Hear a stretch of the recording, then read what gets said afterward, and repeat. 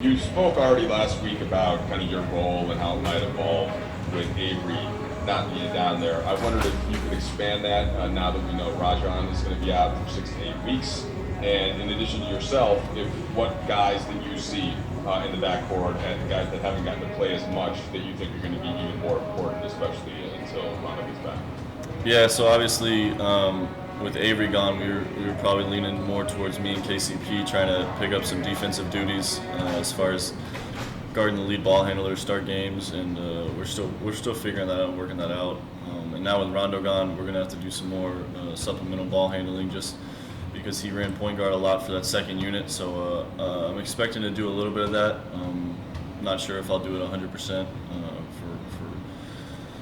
just lack of time and not knowing how we're going to approach it and how we're going to satisfy the need. So obviously we got me, we got Quinn, we got other guys that can fill in and handle the ball and run the show. So whoever's going to be called upon is going to be ready to go. That's kind of been the theme for this team this whole year is whenever we've had guys down, whoever's been back up stepped into their spot and filled the role very well. So I think that's going to continue to be the theme. We're going to try and work in the new guys and see how they are, and then obviously the guys that have been here all year, we're going to try and do our part and step into his shoes.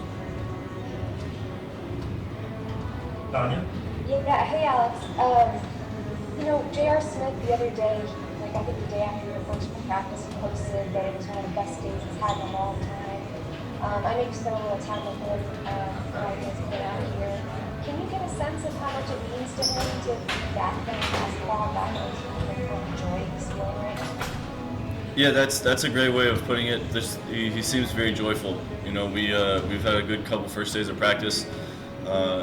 Everything I've heard from former teammates, former coaches is positive. Is that he's a great teammate. Goofy dude that just likes to be one of the guys, and I got to hang out with him a little bit off the court. We went and played golf, me, him, and Mike Penberthy the other day. So it was good to just kind of connect, and he's a really good golfer too. So it was a lot of fun to see him in action. But yeah, he's being a great teammate through the first week of being a teammate or however long it's been, and he's just bringing a lot of energy and a lot of joy to the game. Hey Alex, it's Kyle. I was wondering, I saw yesterday that you said you didn't have Black Lives Matter on the back of your jersey. I was wondering if you could maybe expand on what led to that decision and how, if at all, your relationships with your teammates influenced that decision. Yeah, they gave us the list of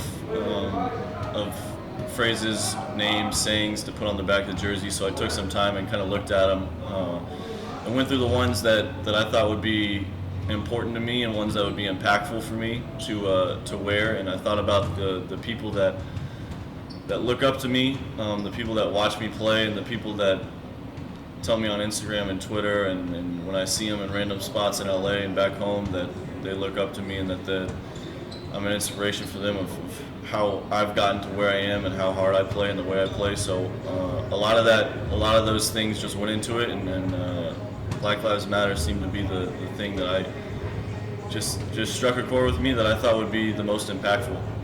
I think it's something that, especially in the current times, but just overall, I think it's something that I wish I would have done earlier, spoken about earlier. Obviously, we all get caught up in our own world and our own lives, and we forget of the everyday person and what's going on out in the world. So I think this quarantine period has been a good amount of time for me to kind of reflect and do some thinking and just kind of get down to the bottom of who I am as a person and what I'm trying to be about. And I think this is a good way of showing it.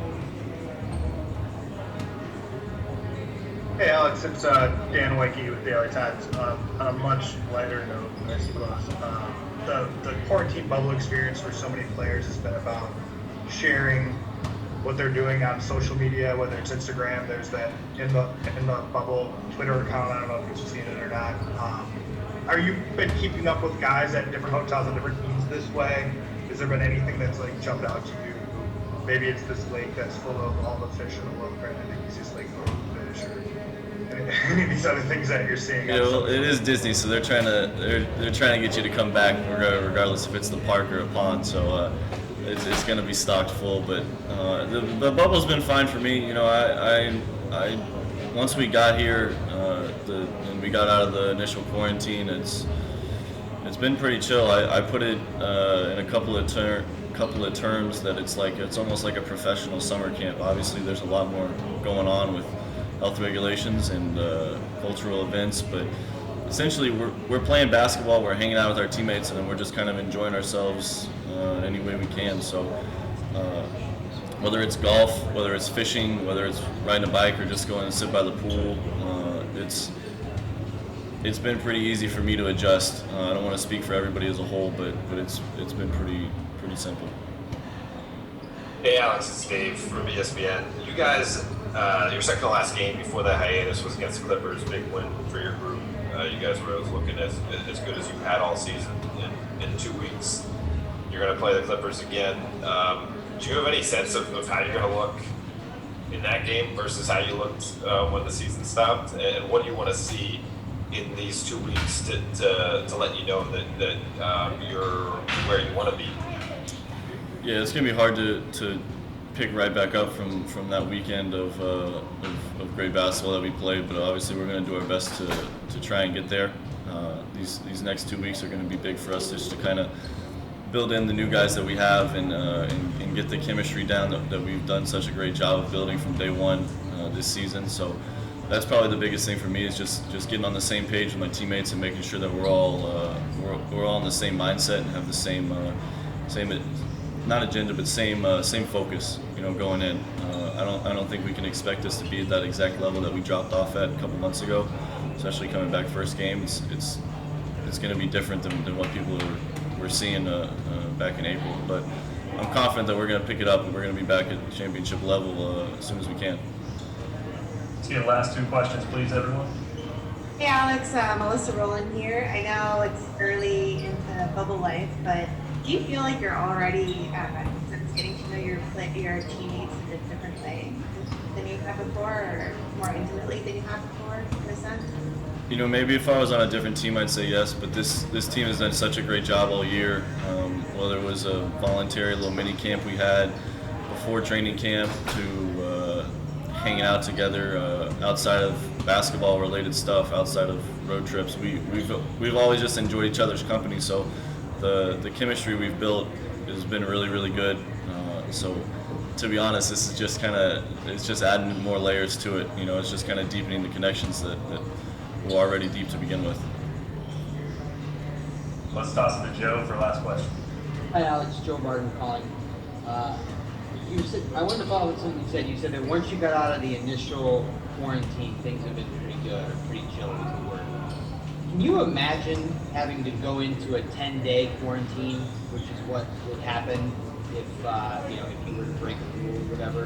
And I'm just wondering if that thing right there, just the possibility of that happening to you, if that's like a deterrent, maybe not for you per se, but just for any player to actually follow all the rules going through there. Yeah, I mean, hopefully we're at the point to where we're adults and we don't need consequences to kind of, motivate our actions. We're all here for a reason. If you didn't want to come, you didn't have to come. They put rules in place to keep everybody safe and to make sure that we can all continue to do what we want to do and play basketball. So the 10 days is obviously an intimidating number. That might be the motivation behind it, is to put a little bit of fear into you for following the rules. But my hope is that we're all professionals for a reason, and we can continue to hold ourselves to that level and that standard.